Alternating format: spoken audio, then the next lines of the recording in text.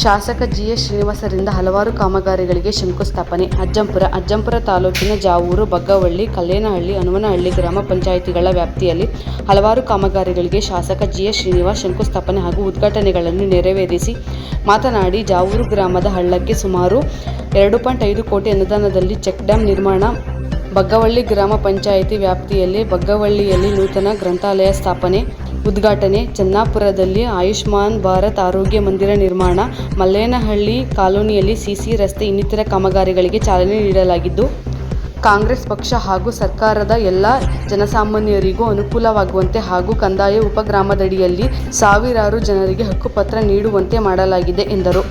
Taluk panchayat EO Vijayakumar ಮಾತನಾಡಿ, ತಾಲೂಕು ಪಂಚಾಯಿತಿ ಅನಿರ್ಬಂಧಿತ ಅನುದಾನ 10 ಲಕ್ಷ ವೆಚ್ಚದಲ್ಲಿ ಗ್ರಂಥಾಲಯ ಕಟ್ಟಡವನ್ನು ಪ್ರಥಮವಾಗಿ ನಿರ್ಮಿಸಲಾಗಿದೆ ಎಂದರು. ವೈದ್ಯಾಧಿಕಾರಿ ಡಾಕ್ಟರ್ ಚಂದ್ರಶೇಖರ್ ಇನ್ನಿತರ ಮುಖಂಡರು ಮಾತನಾಡಿದರು. ಗ್ಯಾರಂಟಿ ಯೋಜನೆ ಸದಸ್ಯ ಹೆಗ್ಗಡಿಹಳ್ಳಿ ಜಯಪ್ಪ, ಅಜ್ಜಂಪುರ ಪಟ್ಟಣ ಪಂಚಾಯಿತಿ ಸದಸ್ಯ ಅಣ್ಣಪ್ಪ, ಗ್ರಾಮಸ್ಥರು ಇನ್ನಿತರರು ಮಲ್ಲೇನಹಳ್ಳಿಗೆ ಅಂಬೇಡ್ಕರ್ ಭವನ ನಿರ್ಮಿಸುವಂತೆ ಶಾಸಕರಿಗೆ ಮನವಿ ಮಾಡಿದರು. ಬುನ್ನಂಬೂರಿ ಗುರುಮೂರ್ತಿ, ಚೆನ್ನಾಪುರ ಸಿದ್ದೇಗೌಡ, ಕಲ್ಲೇಶ್, ನವೀನ್, ಬಗ್ಗವಳ್ಳಿ ಮಂಜುನಾಥ್, ಉಮೇಶ್, ದಯಾನಂದ್, ಗಿರೀಶ್, ಶಿವಣ್ಣ, ಚಿಕ್ಕಣ್ಣ, ಸಂಜು, ದಿಲೀಪ್, ಕಾಂಗ್ರೆಸ್ ಮುಖಂಡರುಗಳು, ಎಲ್ಲ ಗ್ರಾಮದ ಗ್ರಾಮಸ್ಥರುಗಳು, ತಾಲೂಕು ಪಂಚಾಯಿತಿ ಎಡಿ ನವೀನ್, ಎಇಇ ಭರತ್, ಕಂದಾಯ ಇಲಾಖೆ ಆರ್ಐ ಶಿವಕುಮಾರ್, ಗ್ರಾಮಾಡಳಿತ ಅಧಿಕಾರಿಗಳು, ಗ್ರಂಥಪಾಲಕಿ ಶ್ರೀಮತಿ ರೇಣುಕಾ, ಸಿಬ್ಬಂದಿಗಳು, ಗುತ್ತಿಗೆದಾರರು ಇನ್ನಿತರರು ಇದ್ದರು. ವರದಿ ಸೊಲ್ಲಾಪುರ ಎಸ್ ಶಿವಮೂರ್ತಿ, ಅಜ್ಜಂಪುರ, ಟಿವಿ 13 ಕರ್ನಾಟಕ. ಈ ಸಂದರ್ಭದಲ್ಲಿ ಯಾಕೆಂದರೆ ಇದು ಅನುದಾನವನ್ನು ಕೊಟ್ಟು ಆಲ್ಮೋಸ್ಟ್ ಎಲ್ಲ ಕಟ್ಟಡ ಯಾವ್ಯಾವ ಸ್ಟೇಟಿಂದ ಅನುದಾನ ಇರ್ಬೋದು ಅಥವಾ ಅದು ರಾಜ್ಯ ವಲಯದಲ್ಲಿ ಇರ್ಬೋದು ಅಥವಾ ತಾಲೂಕ್ ಪಂಚಾಯತ್ ಇರ್ಬೋದು, ಜಿಲ್ಲಾ ಪಂಚಾಯತ್, ಎಲ್ಲ ವಲಯಗಳಿಂದ ಸಾಧ್ಯವಾದಷ್ಟು ಹಣವನ್ನು ನಮ್ಮ ಆರೋಗ್ಯ ಇಲಾಖೆಗೆ ಮೀಸಲಿಟ್ಟು ಎಲ್ಲ ರೀತಿಯಾದಂಥ ಅಭಿವೃದ್ಧಿಗೆ ಅವರು ಸಹಕರಿಸಿದ್ದಾರೆ. ಅವರಿಗೆ ಒಂದ್ಸಗೆ ನಾನು ವೈಯಕ್ತಿಕವಾಗಿ ಹೋಗ್ಬೇಕಿತ್ತು, ಅಜ್ಜಂಪುರಕ್ಕೆ ಹೋಗ್ಬೇಕಿತ್ತಲ್ವಾ, ಅಜ್ಜಂಪುರಕ್ಕೆ ಹೋಗ್ಬೇಕಿತ್ತು, ಅಪುರಕ್ಕೆ ಬೀರಿಗೆ ಹೋಗ್ಬೇಕಿತ್ತು. ಸೊ ಸಣ್ಣ ಪುಟ್ಟ ಕಾಯಿಲೆಯೂ ಕೂಡ ಹೋಗುವಂಥದ್ದು ಇತ್ತು. ಇವತ್ತು ನಮ್ಮ ಬೇಡಿಕೆಗೆ ಸರ್ಕಾರ ನಮ್ಮ ಗಿರೀಶ್ ಗುಂಡೂರಾವ್ರವರು ಈ ಒಂದು ಇದರಲ್ಲಿ ಏನು ಆಯುಷ್ಮಾನ್ ಭಾರತದ ಇದರಲ್ಲಿ ನೂತನ ಒಂದು ಆರೋಗ್ಯ ಮಂದಿರ ಒಂದಲ್ಲಿ ನಿರ್ಮಾಣ ಮಾಡ್ತಾ ಇದ್ದೀವಿ. ಇದರಿಂದ ಒಂದು ಸುಸ್ಥಿರವಾದ ಕಟ್ಟಡ ಬಂದು ನರ್ಸು ಇದ್ದರೆ ಅಲ್ಲೂ ಕಂಡು 24 hours ಇರ್ತಾ ಇರ್ತಾರೆ. 24 ಗಂಟೆ ಅಲ್ಲೇ ಇರ್ತಾರೆ. ಅಲ್ಲೇ ಆಫೀಸು, ಅಲ್ಲೇ ಕಚೇರಿ, ಅಲ್ಲೇ ಹಾಸ್ಪಿಟ್ಲ್, ಅಲ್ಲೇ ಮೇಲ್ಗಡೆ ಮನೆ. ಸೊ ನಿಮಗೆ ಒಂದು ಎಮರ್ಜೆನ್ಸಿ ಇಂಜೆಕ್ಷನ್ ಬೇಕಾಗುತ್ತೆ, ಒಂದು ಡ್ರಿಪ್ ಹಾಕಬೇಕಾಗುತ್ತೆ, ಒಂದು ಮಾತ್ರೆ ಕೊಡಬೇಕು, ಔಷಧಿ ಕೊಡಬೇಕು, ಅಂದರೆ ಎಲ್ಲದಕ್ಕೂ ಕೂಡ ಒಂದು ಬ್ಯಾಂಡೇಜ್ ಹಾಕಬೇಕು. ಇವೆಲ್ಲವನ್ನು ಕೂಡ ನಾವು ಎಲ್ಲಿಗೂ ಹೋಗಂಗಿಲ್ಲ, ನಿಮ್ಮ ಊರಲ್ಲೇ ಇದೆ. ಸುತ್ತಮುತ್ತ ಗ್ರಾಮಸ್ಥರು ಇಲ್ಲಿಗೆ ಹೋಗುತ್ತೆ. ಮಗಳು ಕೊಡೋಕ್ಕಾಗ ಹತ್ರ ಆಯಿತು, ಹತ್ತದಲ್ಲಿ ಕೊಡೋಕ್ಕಾಗ ಅವರು 2 ಕಿಲೋಮೀಟರ್ ಬರ್ತಾರೆ. ಮಳೆನಡೆ ಇರ್ಬೋದು, ಇಲ್ಲೂ ಇರ್ಬೋದು, ಸುತ್ತಮುತ್ತ ಎಲ್ಲ ಜನರು ಬಂದು ಟ್ರೀಟ್ಮೆಂಟ್ ತೊಗೋಬೋದು. ಇದೊಂದಾಗಿದೆ. ಒಟ್ಟು 10 ಆಯುಷ್ಮಾನ್ ಒಂದು ಇವನ್ನ ಮಂದಿರ ಇದನ್ನ ನಾವು ಮಾಡಿಕೊಟ್ಟಿದ್ದೀವಿ ಚಳ್ಳಕೆರೆ ತಾಲೂಕಲ್ಲಿ. ಜೊತೆಗೆ ಅಜ್ಜಂಪುರಕ್ಕೆ ಒಂದು ವಾರ್ಡನ್ನು ಹೊಸದಾಗಿ ವಾರ್ಡ್ 50 ಲಕ್ಷ ಅಡಿಷನಲ್ ವಾರ್ಡ್ 50 ಲಕ್ಷದ್ದು ಮಂಜೂರು ಮಾಡಿಸಿದ್ವಿ. ಅದು ಕೂಡ ಕಾಮಗಾರಿ ಬೇಗ ಶುರು ಆಗುತ್ತೆ. ಅದನ್ನು ನಾವು ತಾಲೂಕು ಮಟ್ಟದ ವಿಧಾನಸೌಧದಲ್ಲಿ ಮಾತಾಡಿದ್ದೀನಿ, ಕೇಳಿರ್ಬೋದು ಅಂದ್ಕೊಂಡಿದ್ದೀನಿ. ತಾಲೂಕು ಮಾಡೋಕ್ಕೆ ಬಂದಿದ್ದೀನಿ. ಅಟ್ಲೀಸ್ಟ್ ಅದಾಗಲ್ಲ ಅಂತ ಹೇಳಿದ್ರು ಅಟ್ಲೀಸ್ಟ್ ಒಂದು ಬೆಡ್ಡನ್ನು 30 ಬೆಡ್ ಇದೆ ಅಲ್ಲ, ಈಗ 30 ಬೆಡ್ ಸರ್. ಈಗ ಅಡಿಷನಲ್ 12 ಬೆಡ್. ನಾನು 50 ಬೆಡ್ ಕೇಳಿದ್ದೀನಿ. ಒಟ್ಟು 12 ಬೆಡ್ ಕೊಟ್ಟು 40 ಇನ್ನೊಂದು 6 ಬೆಡ್ ಆಗ್ತಿದೆ ಸರ್. 36 ಆಗುತ್ತೆ. ಮತ್ತು ಹೆಚ್ಚುವರಿ ಮತ್ತೆ 50 ಬೆಡ್ 50 ಬೆಡ್ ಕೇಳಿದ್ದೀನಿ ನಾನು. ಸೊ ನೆಕ್ಸ್ಟ್ ಇಯರ್ 50 ಬೆಡ್ ಖಂಡಿತ ಅದು ಮಾಡ್ತೀವಿ. ಸೊ ಮಾನ್ಯ ಮಂತ್ರಿಗಳು ಕೂಡ ಒಪ್ಪಿದ್ದಾರೆ ಅನ್ನೋ ಭಾವನೆ ಇದೆ. 50 ಬೆಡ್ ಹಾಸ್ಪಿಟ್ಲ್ ಆಯಿತು ಅಂದರೆ ಇನ್ನೂ ಹೆಚ್ಚಿನ ಡಾಕ್ಟರ್ಗಳು, ಸಿಬ್ಬಂದಿಗಳು ಎಲ್ಲ ಬರ್ತಾರೆ ಆ ಹಾಸ್ಪಿಟ್ಲಿಗೆ. ಪಟ್ಟಣ ಪಂಚಾಯತಿ ಮಾಡಿದ್ದಾರೆ. ಹಂಗಾಗಿ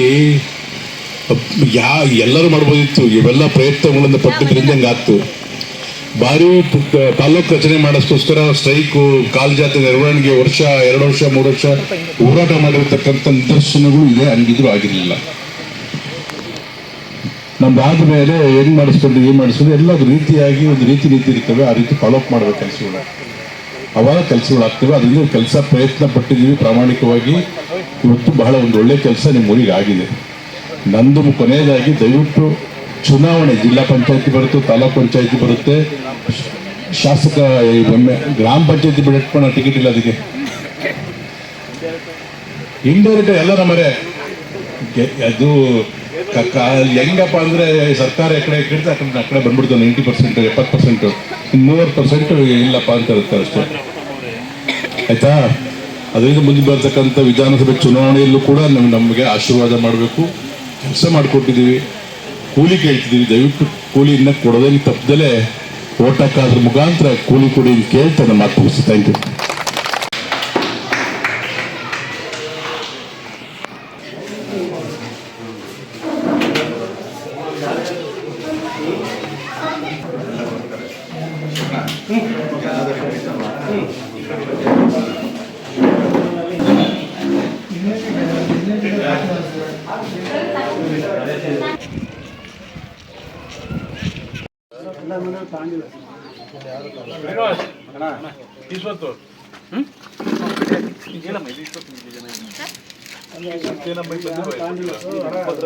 ಇದಕ್ಕೆ ಉಪಗ್ರಾಮಕ್ಕೆ ಕೊಟ್ಟಿರಲಿಲ್ಲ ಸರ್. ಅದು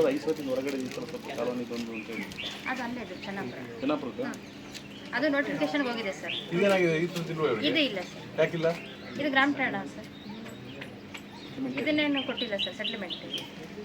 ಅಲ್ಲಿ ಚೆನ್ನಾಪುರದ್ದು ಮಲೆನಲ್ಲಿ ನೋಡ್ಬೇಕು. ನಮ್ಮ ಈ ಕಡೆಯಿಂದ 3-4 ಮನೆ 3-4 ಮನೆ ಅಂದ್ರೆ 10 ಮನೆ ಮೇಲೆ ಇದ್ರೆ ಮಾತ್ರ ಅಂತಾರೆ. ನೀವು ಹತ್ರ ಮೇಲೆ ಇರಬೇಕು. ಕಡೆ ಎಲ್ಲ ಬೇರೆ ಸರ್ವೆ ಮಾಡಿದ್ರೆ ಗೊತ್ತಿಲ್ಲ. ಬಟ್ ಆ ಕಡೆ 4 ಮನೆ ಸರ್ವೆ ಮಾಡಿಸಿದ್ವಲ್ಲ, ಅವೆಲ್ಲ ಸರ್ಕಾರಿ ಗುಂಪು. ಶೇಖರ್ ಅವ್ರು ಅಲ್ಲಿ ರೆಡಿ ಮಾಡ್ತಿದ್ದಾರೆ ಚೆನ್ನಾಪುರ. ಕೇಳಿರೋ ಕೊಡೋದಲ್ಲ ಸರ್, ಕೊಡಿ ಅವರು. ಇವ್ರು ಯಾರು ಹೇಳಿರಲಿಲ್ಲ ನೋಟಿಗೆ. ಮೊನ್ನೆ ಕೇಳಿದಾಗ ಅಲ್ಲ, ಒಬ್ರು ಈಸೋ ತಾಂದೆ ಅಲ್ಲ, ಇಲ್ಲಿ ಒಬ್ರು ಕಾಲ್ ಮಾಡ್ತಾರಲ್ಲ, ಅವಾಗ ಅರ್ಜಿ ಹಾಕೊಂಡು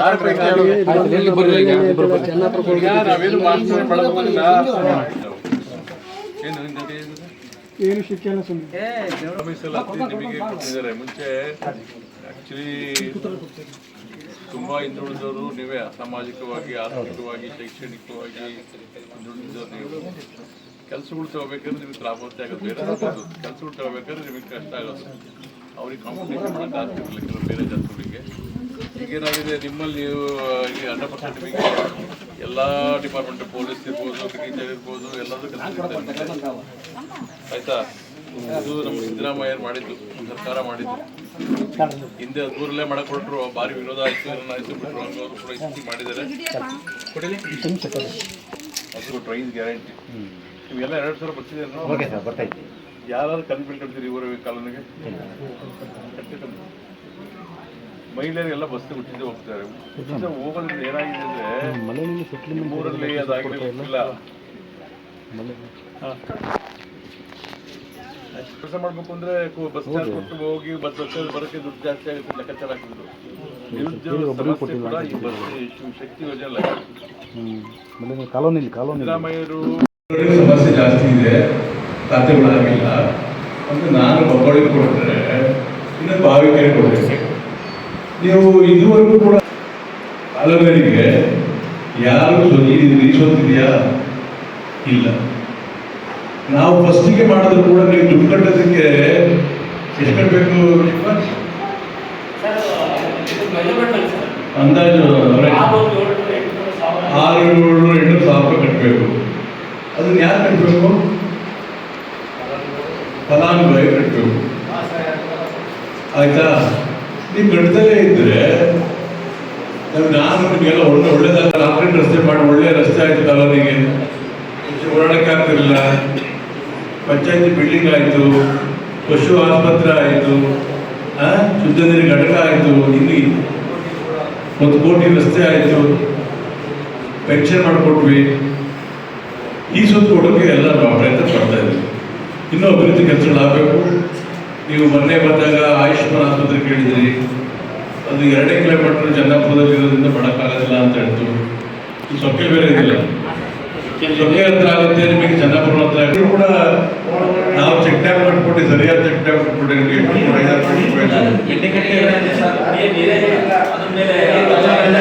ಇಲ್ಲ ನಿಮಗೆ ಫೋನ್ ಮಾಡೋದಕ್ಕೆ ಹೇಳ್ತೀನಿ ಕೇಳಲಿ. ನಿಮಗೆ ಪಂಪ್ ಮಾಡಬೇಕು ಅಂತಂದ್ರೆ ನಮಗೆ 1 ಗಂಟೆಗೆ 7 ನಿಮಿಷ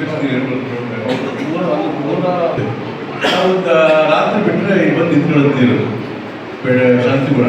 ಅದು ಪಂಪ್ ಮಾಡಿದ್ರೆ ಬೆಟ್ಟದವರೆಗೆ ಬಂದು ನೀರು ನಿಂತಿರುತ್ತೆ. ನಾವು ನಿಮಗೆ ನೀರು ಕೊಡಬೇಕು ಅಂತಂದ್ರೆ ನೀರು ಹರಿತಾನೇ ಇರಬೇಕು.